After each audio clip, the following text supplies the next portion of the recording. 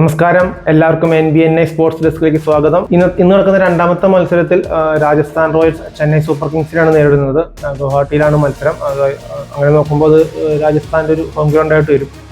രണ്ട് മാച്ചും തോറ്റതിന് ശേഷമാണ് രാജസ്ഥാൻ ഈ മത്സരത്തിലേക്ക് വരുന്നത്. അതുകൊണ്ട് തന്നെ അവർക്ക് ഒരു ആഡ് പ്രഷർ ഉണ്ടാവും. അവർക്ക് പോയിന്റ്സ് ടേബിൾ ഓപ്പൺ ചെയ്യാൻ പറ്റിയിട്ടില്ല. രണ്ട് മത്സരത്തിലും ബാറ്റിംഗ് നിരയായാലും ബോളിംഗ് നിരയായാലും അവർക്കൊരു ഫോം കണ്ടെത്താനായിട്ടില്ല.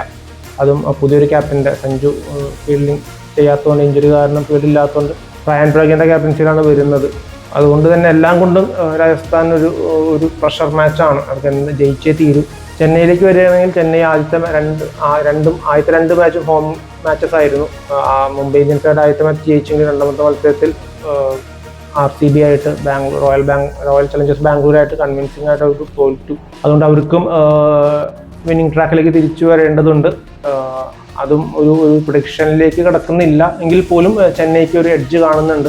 ഒരു സ്ക്വാഡ് സ്ട്രെങ്ത് നോക്കിയാലും ചെന്നൈയാണ് രാജസ്ഥാനിനേക്കാളും മുന്നിട്ട് നിൽക്കുന്നത്. പെർഫോമൻസ് നോക്കിയാലും അവർക്ക് തന്നെയാണ് വിജയ സാധ്യത കൽപ്പിക്കുന്നത്. എന്തായാലും മാച്ചിന് ശേഷം അനാലിസിസ് കാണാം. Thank you.